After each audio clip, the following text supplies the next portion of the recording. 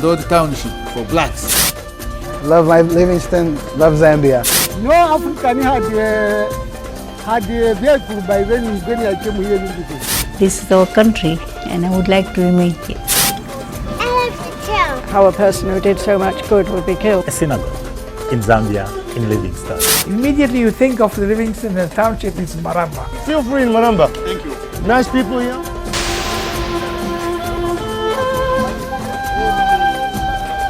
Sweet memories are made in Livingstone. The city is the vibrant custodian of the colonial history in Zambia and the center of romantic adventures in Southern Africa. Livingstone evokes memories of a dramatic past that shaped its present status as an international tourist destination.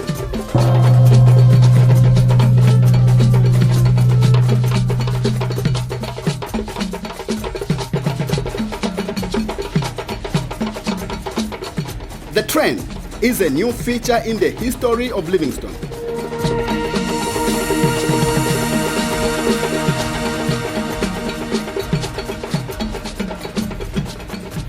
Hundreds of millions of years before the train, there was the Zambezi River and its waterfalls that amazed the Scottish explorer David Livingstone. In the year 1855, local people helped Dr. Livingstone to become the first European to see the Mos Owatunya, meaning the smoke that thunders.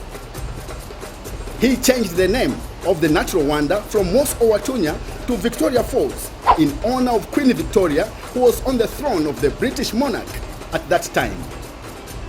Dr. Livingstone wrote extensively about his explorations, and his stories triggered a huge appetite among Europeans for the land that promised prosperity from its natural resources. Ox wagons from the south brought tough-tested adventurous wealth seekers to the area. Livingstone City was born on the banks of the Zambezi River at a place called the Old Drift, about 5 kilometers upstream of the Victoria Falls.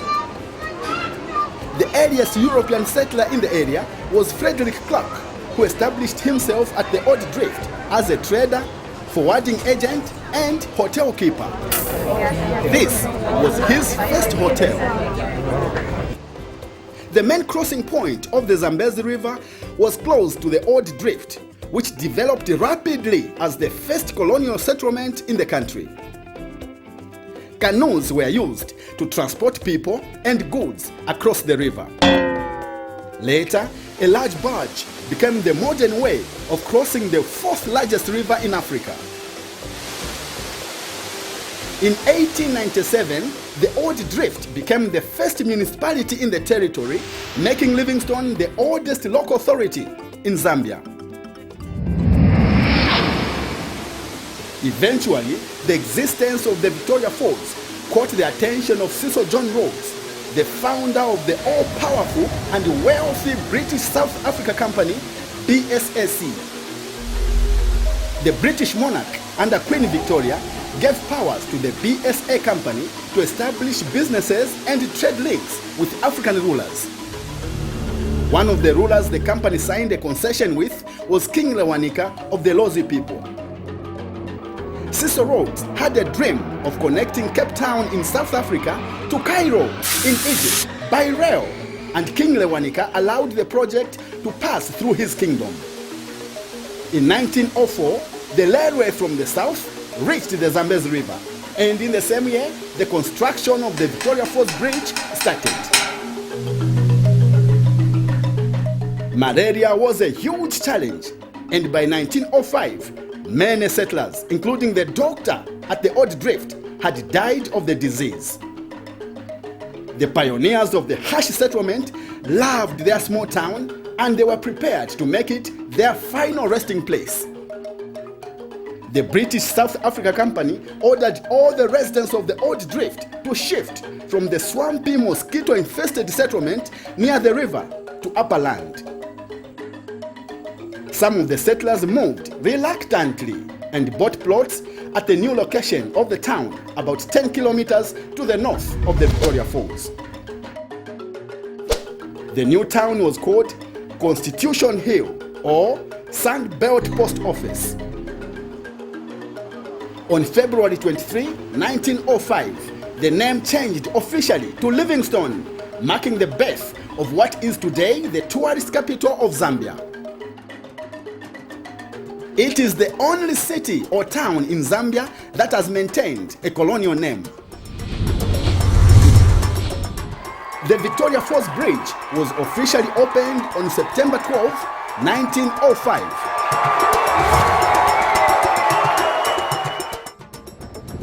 There are many places where this bridge would have been constructed across the Zambezi River with relative ease. But the sponsor of the project, Cecil Rhodes, insisted that the bridge should be right here, close to the Victoria Falls. His idea was that the spray from the falling water should shower the train as it passed over the bridge. That was achieved, except he never lived to witness it. At the time it was constructed, the Victoria Falls Bridge became the highest railway bridge in the world, a record it held for a while. The bridge brought economic boom for the colonial settlers. Originally, the bridge was designed to carry 2 rail tracks. In 1929, one of the rail tracks was removed and the deck of the bridge was widened to include a road and 2 walkways on either side. With the bridge in place, the crossing point at the old drift became irrelevant, though some of the settlers completely refused to shift, and the malaria death toll never scared them. The BSA company had to impose heavy fines to force the settlers to abandon the old drift in 1906, when they angrily joined the rest of the settlers at the well-planned new site on the hill. The lessons from sickness and death at the old town compelled the residents of Livingstone to take preventive measures against malaria. They used wire mesh over the windows and verandas to prevent mosquitoes from entering their homes. Livingstone grew fast, and it quickly became one of the most developed urban areas of sub-Saharan Africa, with all the British-like facilities found anywhere in the world. When you're in the central business district of Livingstone, the whole place looks flat. If you want to appreciate that the city is sitting on a sandy ridge, one of the locations you can come to is Ngwenya Township. Let me see how Ngwenya Township looks like from the top. But I have to leave the file here because climbing is quite hard.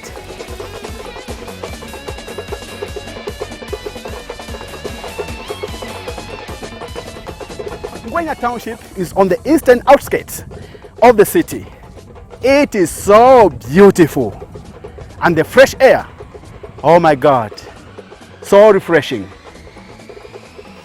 It was the fresh air and the natural drainage the pioneers of Livingstone followed on top of the hill.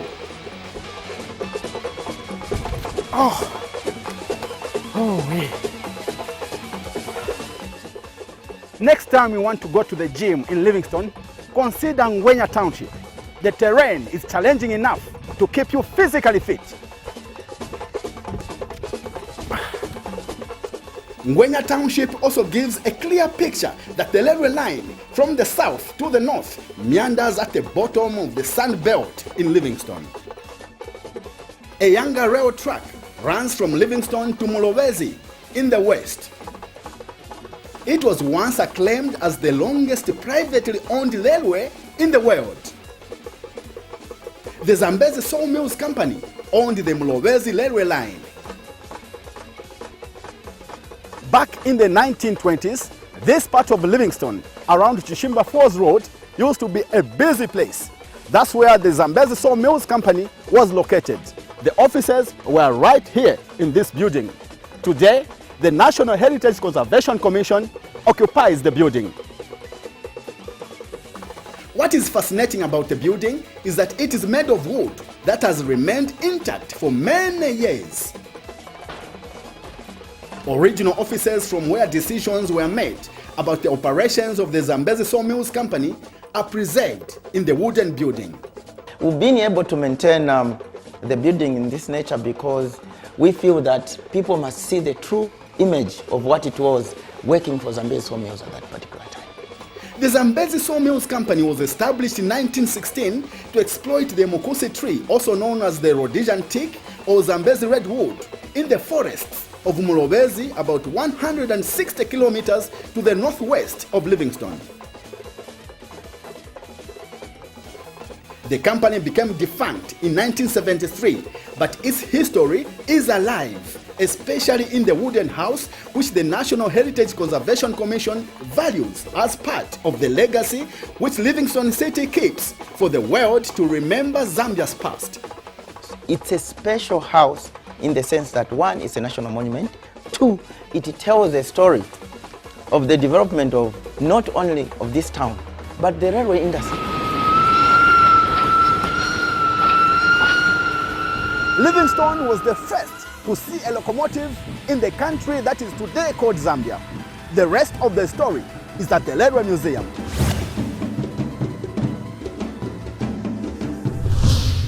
This is the best place to visit for people who love the history of the railways in the world.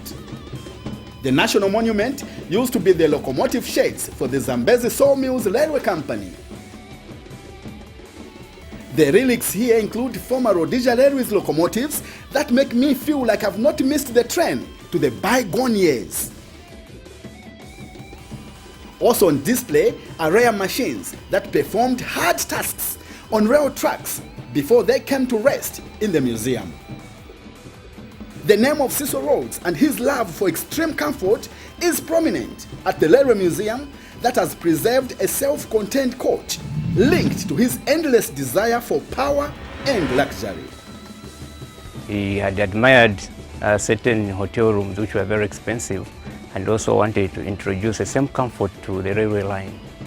This coach that you see, it was known as coach number 1, but in 1937 it was modified and it changed its number from coach number 1 to coach number 1000. So in 1959, Zambezi Sawmills management bought this coach so that the manager for Zambezi Sawmills could be using it on the travels to Mulobezi and back to Livingstone.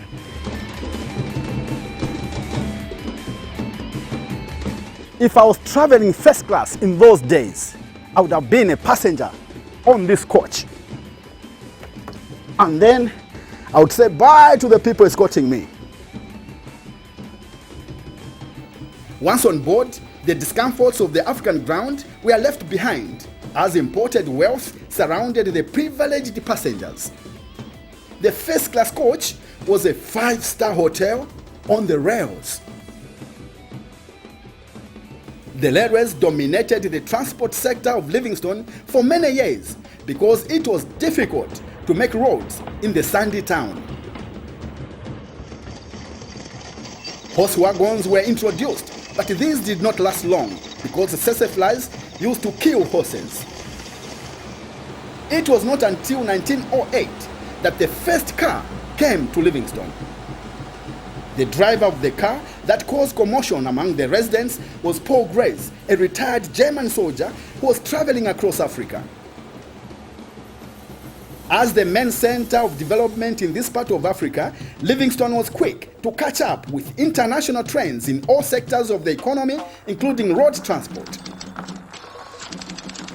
The media industry has always grown together with Livingstone, the birthplace of newspapers in the country. How are you, my friend? Fine, thank you. How good are to see you. Really good to see you. Thank you very much. Welcome. Thank you very much. Good. Come on through. Peter Jones keeps the history of Zambia and Livingstone in his head and at his River Club Lodge by the banks of the Zambezi River. He has followed with keen interest the growth of the print media in Zambia from January 1906, when the first newspaper in the country was established in Livingstone. The paper was called the Livingstone Pioneer and Advertiser. The founder of the first newspaper was William Trainer, an employee of the influential Leopold Frank Moore, popularly known as L.F. Moore. LOF Mo did not like the Livingstone Pioneer and Advertiser, a weekly newspaper. So in 1906, LOF Mo started his own newspaper called the Livingstone Mail. The owner of the Livingstone Mail, like the majority of the European residents, believed in a form of apartheid. His newspaper published adverts that supported racial discrimination. He was a strong opponent of the BSA company's administration, and he used his newspaper to oppose the colonial authority. We've had journalists in this town many years ago producing quality papers just for Livingstone, the town. This is a very old newspaper, the Livingstone Mail. The Livingstone Mail remained in circulation for 60 years until 1966, when the Rono Group of companies bought it and changed the name to Northern News, today known as the Times of Zambia. This one was from 1955, I believe. I have to put my glasses on to have a look here. 1953, Wednesday, July the 13th, 1953. So it was a centenary regatta. So this would have been a centenary regatta for the birth of Cecil Rhodes. That name again, Cecil Rhodes. In 1907, his BSA company shifted its administrative office for the Northwestern Rhodesia from Kalomo to Livingstone, which became the new capital of the territory. When Northeastern Rhodesia and Northwestern Rhodesia merged in 1911 to form Northern Rhodesia, Livingstone became the first capital for the country. The BSA company bought the original Northwestern Hotel and turned it into Government House. The decision to shift the administrative capital to Livingstone boosted the local construction industry. The old Livingstone Government House used to be opposite the current High Court building that was originally built in 1910 for the use of the Duke and Duchess of Cornwall, who visited Livingstone in that year. The visit was an international news event that promoted Livingstone as the first town in the country to host a British royal family. The Barotse native policemen welcomed the royal family, and the Duke was impressed with their parade in his honor. The visiting Duke and Duchess had a busy schedule in Livingstone, where they spent 4 nights on their royal train that also took them to the Victoria Falls for daytime tours. The Duke met King Lewanika of Barotseland. The Lozi King was invited to an outdoor tea and cake party where an Indian servant served him. During the visit, the Duke officially opened the first play park in Livingstone. To mark the occasion, he planted a commemoration tree in the park. One of the most beautiful places in Livingstone is the Mukuni Park. In the olden days, it used to be called Barotse Gardens. It was loved, and it is still among the favorite spots in the tourist capital. In the olden days, the native Barotse police band would entertain the people. The history of the police and military in Zambia is entrenched in Livingstone. The BSA company established a police force whose headquarters was in Livingstone until 1935, when the capital of Northern Rhodesia moved to Lusaka.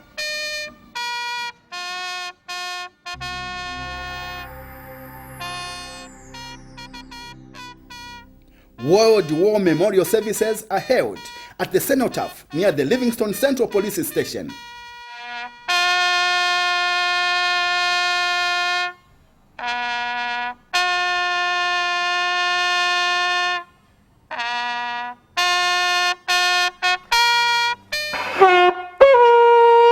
So there you go. Still playing the tunes.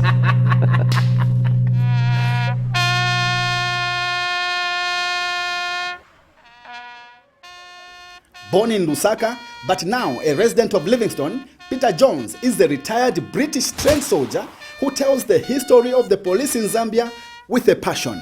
This is almost like sacred ground to anybody who's from the military and police. So this is the police memorial. Recorded here are the names of all the people, that's the Europeans and Africans, who died in the service of the police for, as it was, Northern Rhodesia and the Empire. Now the police force here actually became military as well. So they weren't just ordinary policemen, they became soldiers. And this is the memorial to them. There is another memorial down at the falls, but this is in particular to the police force from this area. On August the 9th, 1914, during the First World War, 3 officers and 80 policemen left Livingstone for Kasama to guard against the German invasion from East Africa. In the company of a knowledgeable tour guide like Peter, the writings on the cenotaph come to life with stories of war. What we've got on this side here are the European officers from there. So you've got a list of 3 captains. So you had European and African non-commissioned officers serving alongside each other. A dependable weapon among the fighters under the British was the Maxim gun, the first true machine gun to be invented. And you sat behind with the gun mechanism, and you just fired. Here was your sight looking over the top, and here you can see where the bullets came out of, down the barrel. But that's why it looks so thick, because it had to be water cooled in order to make the whole thing work properly. A formidable machine. Unfortunately, it cut down too many people. Defeated German soldiers finally surrendered in Mbala in November 1918. The Northern Rhodesia Police was the only British police force to accept the surrender of any German army in the world. After the war, the British government decided to give captured German weapons to each territory of the empire and certain towns and cities in the United Kingdom as trophies to display in recognition of their contributions to the war effort. Among the trophies are these mortars, which Livingstone town received in 1922. They are German bomb throwers, otherwise known as trench mortars. And you can see by the way they're aiming, it's almost lobbing. You know, you've got to go for a high trajectory. You go high up in the air and then to drop it some distance away. The war conquerors felt great to bring the mortars to Livingstone. This was the capital at the time, so it would have been very important. And whilst people would have been celebrating the end of the war, they would have brought some weapons that the enemy had been using as a show of who won that particular war. But it's fine German engineering. These weapons don't work anymore, but they are part of a sordid history of Livingstone City.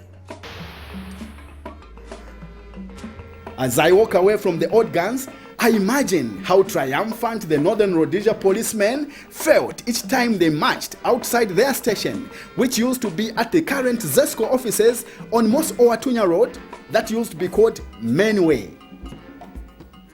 The British Colonial Office took over the administration of Northern Rhodesia from the BSA Company in 1924.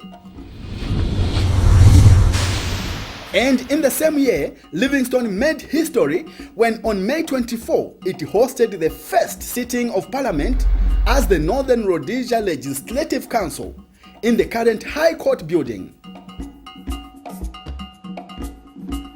Livingstone was well planned on a grid system in which streets ran at right angles as shown in the old map and covered an area of less than 1 square kilometer. The plot at the center of the rectangular grid was reserved for an open recreation area known today as Mukon Park. It had a central downtown area with civic areas, homes, and shopping zones. Zambezi used to be called Empire Street. It was the center of entertainment in Livingstone in the olden days. That's where the bars and hotels were located. This building housed the first hotel in town. It used to be called the Livingstone Hotel. Then later, further down the street, another hotel was constructed, the Northwestern Hotel. It became one of the biggest hotels in this part of Africa.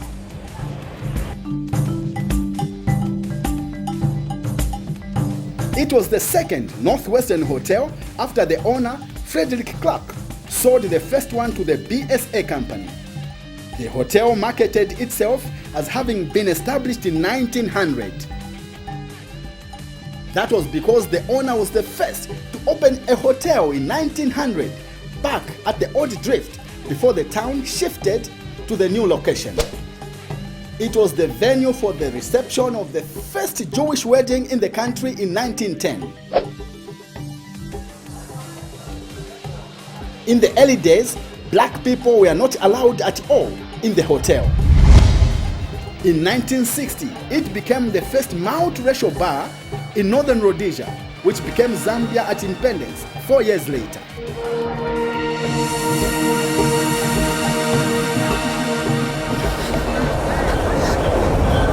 Hotel residents wanted to have fun by the banks of the Zambezi River, traveled from here in a risky style.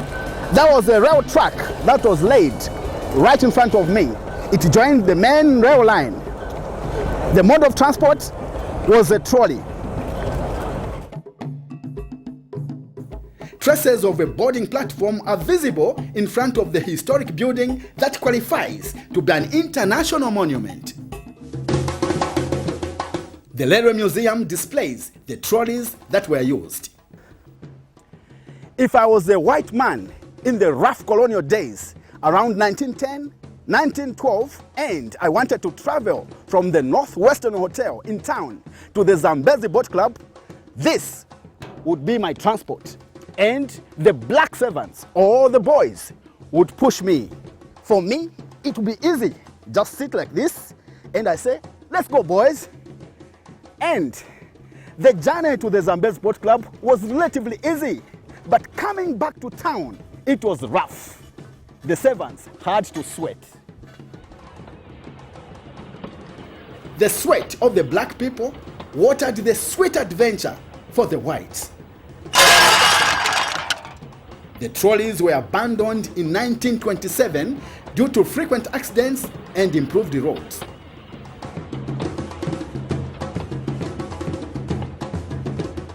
The rail track for the trolley branched off from the main line somewhere near the location of the present-day Courtyard Hotel to go westward.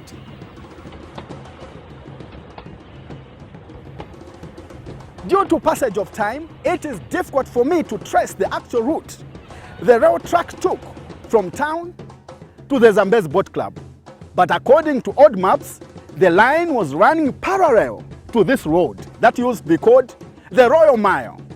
And somewhere here, the rail track crossed the road all the way to the river.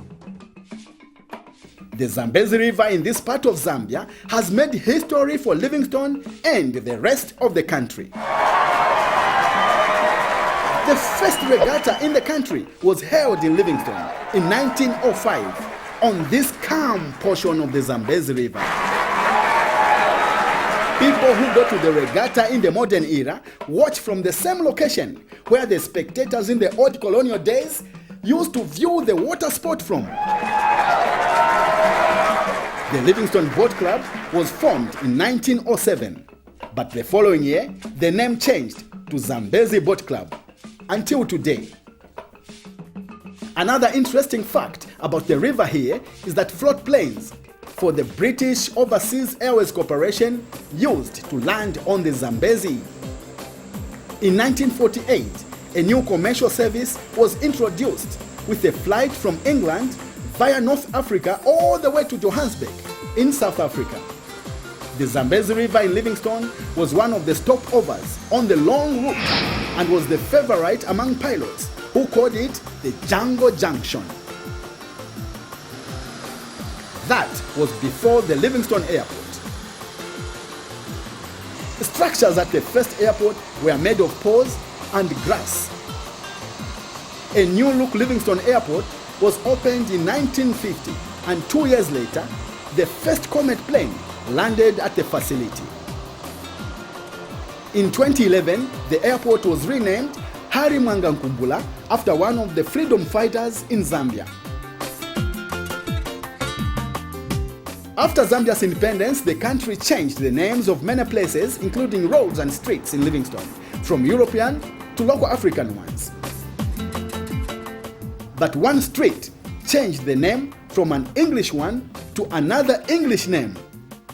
Kingsway changed to John Hunt Way in honor of a man who supported the struggle for Zambia's independence. Mr. John Hunt was an artist, curio trader, and a promoter of justice. He was a member of the United National Independence Party and died in 1962. John Hunt Way is one of the earliest streets in Livingstone, with most of the oldest buildings on it. The majestic St. Andrew's Anglican Church that was built in 1910 for the white community stands on John Hunt Way. The church was constructed in memory of Dr. David Livingstone, the Scottish explorer and missionary. The first church service was in 1911. Next to the church is the house for the priest. Margaret Whitehead lived in this house when her late husband, the Reverend Dennis Whitehead, was the priest at the church. And when this house was built, there were no doors here and no doors on the other side. And it was open. There was no fence on the garden. And we have a description of an early visitor who said, "The people of Livingstone must be very honest. There's a house here which has no doors." And then one time there was a big storm and it came right through the middle, swept all the plates off the table and everything out the doors, and then they decided they'd better put doors. Not for thieves, but for the wind. Margaret knows how life used to be back in the colonial era. Yes, this was the original kitchen of the house because they had a wood stove, so they didn't want the smoke in the house. There was no inside plumbing, there was only one tap in the garden. And somewhere along here there was a toilet on the back lane. This is why these are called sanitary lanes. Everybody had a toilet backing onto the lane. Like this old toilet you can see here. At the bottom of the wall there would be holes, and inside the toilet there was a bucket. And at night an ox cart would come along and they would pull the buckets out of the back and replace it with a clean bucket. There were stories about if you go to the toilet in the middle of the night, you have to be careful they don't take the bucket away from underneath you. Fortunately, by the time we came, there was inside plumbing and there was a toilet on the veranda of the house. The sanitary lanes of Livingstone still exist. The lanes are wide because they were designed to accommodate the ox carts, which the bucket brigades used as they moved from one toilet to another to empty the dirty buckets. John Hunt Way also boasts of a small but vital building that played a role in the war against illiteracy. This was the first European public library whose foundation stone was laid in 1921 by the Duke of Cornwall, the brother of King Edward VII. Another historic building on John Hunt Way operates as Heritage Restaurant. The owner of the restaurant is a freedom fighter who knows the history attached to most buildings in Livingstone. And this one here was the first post office in northwestern Rhodesia. In the olden days, I would have come here to post a letter, not to order some food. Exactly. But then in the olden days, we would buy your stamps from the window, because here where we are seated was the preserve of the white people. The Livingstone General Hospital that opened in 1905 at this historic site at the top of a capital street before the current building was constructed used to be strictly for white people. Even shopping was done on racial lines, with the best shops reserved for the whites. The blacks shopped from stores which Asians owned on Kuta Way, which was nicknamed Bombay Street at one time in history. We are driving through the second-class area of Livingstone. I have an appointment with William Chipango, the first black mayor of Livingstone. This area was called the second class because of the racism that was practiced in the colonial days. Mr. Chipango knows the story better. You see, as you go along the Musotina Road now, that area was specifically for the whites. Even the shops, no black person was allowed to enter those shops. And the one where now I'm seated, Kutaway, that was predominantly Asians. And the Asians were not allowed to mix with the whites. So most of the shops we are seeing now were for the Asians, where the black people were allowed to come and buy, and they actually see, okay, could come and get things on credits and so forth. The Asian community migrated into the country from India in 1905, and by 1910, some of them had established their trading businesses in Livingstone. The Nai family was among the earliest arrivals from India.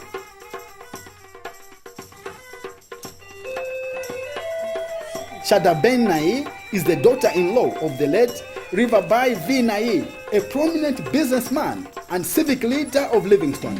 Good afternoon. Good afternoon. Please welcome. Thank you very much. Thank you. Please come in. Thank you very much. She recalls the racism in Livingstone. Well, that time when I used to love, my husband, we used to love going to the film and going to some restaurants, some places. Some places we were not allowed. Some places, of course, in the Capitol Theatre, we were given a special seat, but where? Right on top, where you can suffocate, but still we used to go and watch the movies.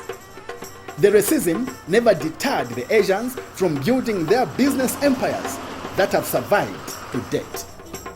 Hi, Letson. Hello. How are you? Very fine, thank Nice you. to see you. Thank you very Please, much. come in. Come. Nice to hear. Thank you, sir. Manu Bokan is the chairman of a family company, Bokans, operating on Mosotunya Road, which used to be reserved for whites only when it was known as Menway. The business people of Asian origin came from a country which was under British rule, and they were already familiar with the colonial Calabar. While concentrating on their businesses in Livingstone, the traders from India also found room to accommodate the oppressed majority black people in the fight for freedom. Okay, there were times when we were ruled by colonialism, that there are certain things, we are not allowed to go to certain places, this and that. But that changed immediately after independence, and everything has worked out well. Another family business in Livingstone, whose owners have their roots in India, is Print Shop. Makantiku is the owner of the shop. He notes the contributions of the Asians to the economic development of Northern Rhodesia and Zambia.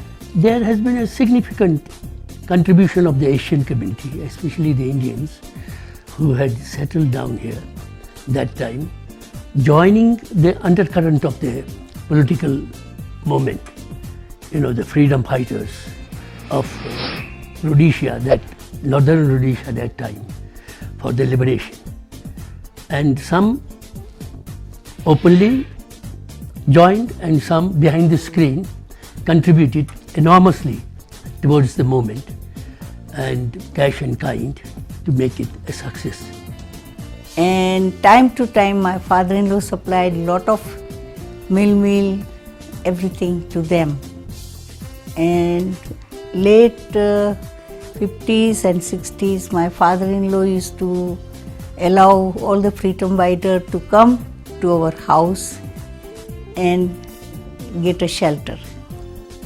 In 1964, the year of Zambia's independence, her father-in-law, Ravabai V. Nai, was elected the first Asian mayor of Livingstone. He held the civic position until 1965, when William Chipango became the first black mayor of Livingstone. Of course, those they were so open that they sacrificed quite a lot. And they were prepared to face any consequences for the sake of this country's liberation. So, I would say we worked together. Although those days, of course, with us, we were in those townships for blacks. And some of the areas whereby in the town we could meet secretly was in the Hindu Hall. And we've always worked with the local people at all times. The majority of the Africans were staying in Maramba, the first township for black people in Livingstone. Sometimes Livingstone is referred to as Maramba. The township takes its name from the Mulamba stream, and little is known how Maramba, a name that is found in other parts of the world, was adopted for the township. And Maramba is, of course, will never be forgotten. It's one of the places where, immediately you think of Livingstone and township, it's Maramba. All the others follow after that. Livingstone is the tourist capital of Zambia. There is another capital in Livingstone. It is Maramba. Some people say that if you have never been to Maramba, then you have never been to Livingstone. Welcome to Maramba. 80-year-old Moffat Muleta came to Maramba in 1957. He recalls the days when the colonial government built an Anglican church in Maramba only for black Christians to avoid mixing races even before God. That was very, very bad. I was even feeling sad. That is why, even when I was young, I supported the politics. I used it to help those who was fighting for independence. Where were the black people going for entertainment here in Maramba? We had a beer which was called the main bower, which is behind you there. My tour guide at the old beer hall is Kigan Chipango. These are the counters where the Chivuku beer was being dispensed from. So, this is where people, this was meant to control the queues. Could come here and queue up. Maybe that other area you find the tins are washed and the pot, you just pick your tin. But the main arena where they used to drink from is this place here. That used to be the beer hall. That was the beer garden. And this was the stage where the musicians, any band there, they used to entertain the customers, the clients. And they used to sit in the beer garden. The tavern was always well stocked because it was in the same premises with a brewery plant for the opaque beer, Chibuku. That is how Maramba is linked to Max Henrich, who founded Henrich Syndicate Limited in 1955. Here, Luxon. This is the place which used to be the brewery plant for the council, and the bar behind there is Pioneer Bar. Pioneer Bar used to be a cocktail bar, they just used to sell lagers there, Eagle and Castle Lager. For you to have access to that place, you were supposed to put on a tie or a bow tie.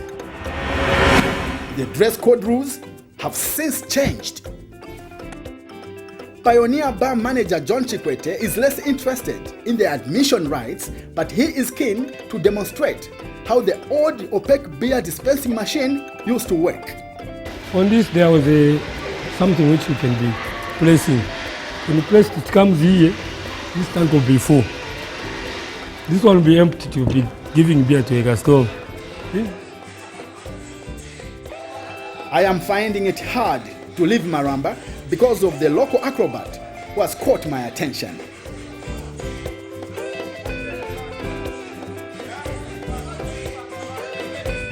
The social amenities around Maramba Market were designed for black people. That was long before Zambia was born. Black people still dominate the area, this time as free people. Moving up and down, eh? Yes. Oh, that's good. Yes. All right. No, I can always invite you again after work. Thank you very much. Yeah, Thank you're you. most welcome. Thank you, sir. No, feel free in Maramba. Thank you. Nice people here.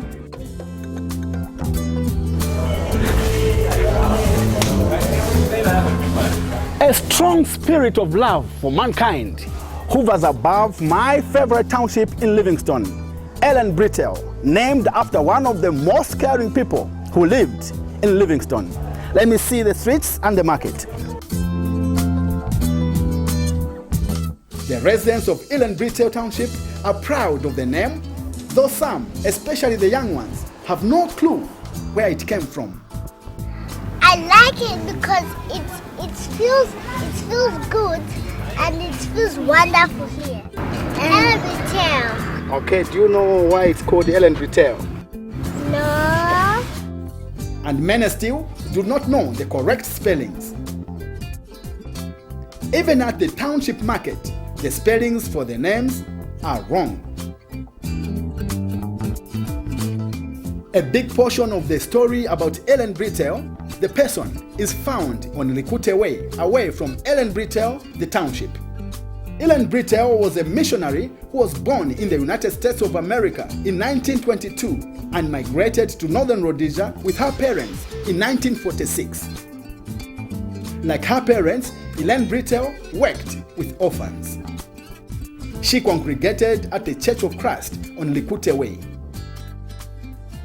Boniface Mambali, an elder at the church, knows how to pronounce her names correctly.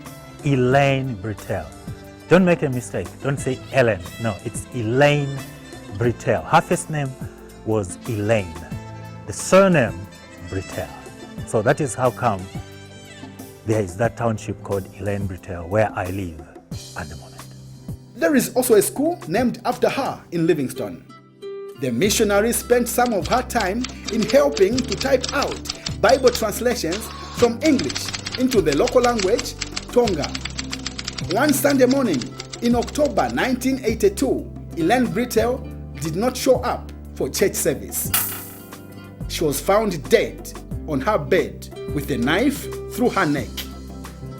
The murder has remained unresolved. On that day, the day when she was taken for burial, it was quite unique.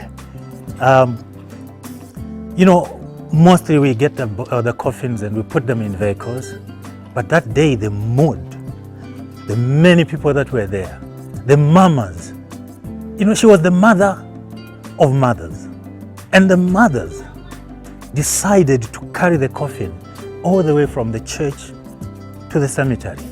They kept on exchanging. They were singing. The whole town was touched, Lakson.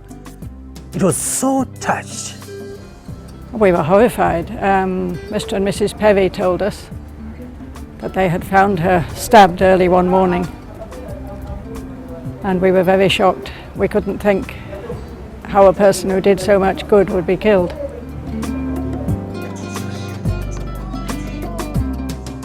Every time I visit Ellen Britell Township, the unanswered question why the missionary from America was brutally murdered in Livingstone gets drowned in the happiness of the friendly residents.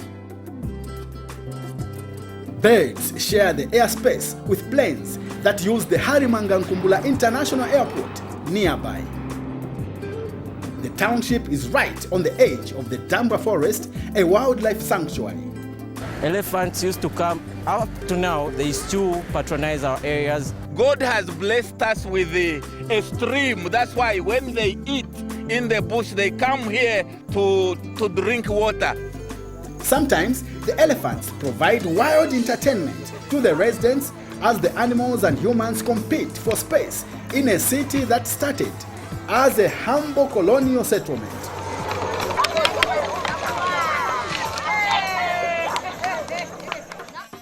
A less mentioned name, but as imposing as an elephant in the history of Livingstone is Sussman. This is a rare photograph of Harry Sussman, a brother to Eli Sussman. The Sussmans crossed the Zambezi River at Kazungula into present-day Zambia in the year 1901 as cattle traders. The Sussman brothers were the first Jews from Lithuania to settle in Livingstone. Part of their story is found at the Gateway Jewish Museum, the first of its kind in Zambia. They opened the Pioneer Butchery and Bakery on Empire Street, today known as Zambezi Way. From Livingstone, the Sussman brothers developed a large business empire that included copper mines and ranches across the country. In 1951, they donated a 4-faced tower clock to the Rhodes Livingstone Museum to commemorate 50 years from the time they crossed the Zambezi River into the country. The arrival of the Sussman brothers in Livingstone attracted other Jews to follow in their footsteps. This museum signifies the activities of the Jews, how they have helped Zambia economically, socially, and politically. Traces of Jewish symbols have survived in Livingstone, including in the trading area of the city, where Jews had shops. The Jews also put up mansions, including the one for Eli Sussman, known as Maramba House, near the Livingstone Golf Club, another historic site that opened in 1908. Maramba House was later rebuilt and transformed into Windsor Hotel, whose building still survives. After establishing themselves firmly in Livingstone, the Jews resolved to build the first synagogue in the country. Eli Sussman laid the foundation stone for the synagogue in 1928. Up to today, we still have so many tourists, mostly of Jewish religion, that still come to view their building, to look inside, and they feel so great to find, a synagogue in Zambia, in Livingstone. I am eager to enter the building, which was the heart of the Jewish faith. The Jewish written law, the Torah, was removed from the building in 1972. Nick Iljon, the last Jew to leave Livingstone, moved the Torah to Lusaka. The Gateway Jewish Museum in Livingstone displays a number of items that are used for different purposes in a synagogue. The Star of David is prominent in the museum. Though the former synagogue building on Likute Way now belongs to Christians, the Church of Christ has preserved the interior settings. These are the original benches. Laxon, they're very heavy.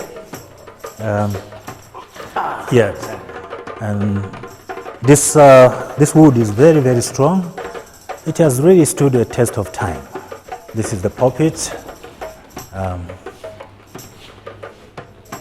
Jewish design. And you can see that, the lights, all these are original. This is exactly Jewish setup, except for the cross, because they do not believe in the cross, they believe in the Star of David. By the way, talking about the Star of David, there was a Star of David on the wall outside. Where has it gone? We have erased it off because our belief is not on the Star of David.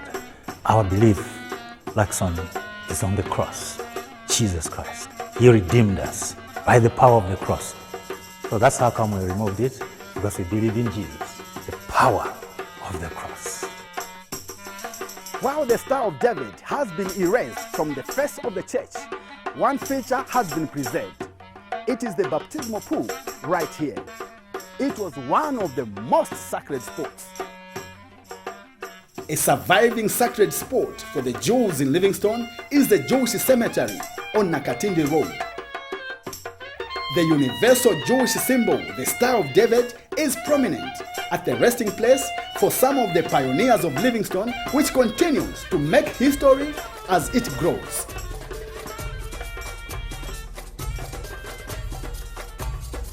In 2013, Livingstone became the first city in Zambia to co-host the United Nations World Tourism Organization General Assembly with Victoria Falls Town in Zimbabwe. The residents are proud of what their city has contributed to the growth of tourism, political liberation, and the economic development of Zambia. No African had a vehicle by then when I came here in Livingstone. Yeah, except the drivers who was using vehicles for their bosses. Now, in Livingstone we have got thousands of people who have got vehicles. The best part of it is to see that It's entirely owned by local Zambian people, you know, and it's a great thing. I feel quite comfortable, at least, that this is the freedom which I fought for. As free people, they are determined to build Livingstone as a city that always remembers its roots. Well, if you don't know where you came from, you don't know where you're going. So you have to be able to look backwards and see and say this is part of our culture, part of our history, tradition. And I know things are changing, and that's good. But you still have to know where you started from. Love the people here, love Livingstone, love Zambia. The face of Livingstone, the pioneer city, continues to change, but it has preserved its history like no other place in Zambia. Meanwhile, the warm hospitality of the city continues to charm the world.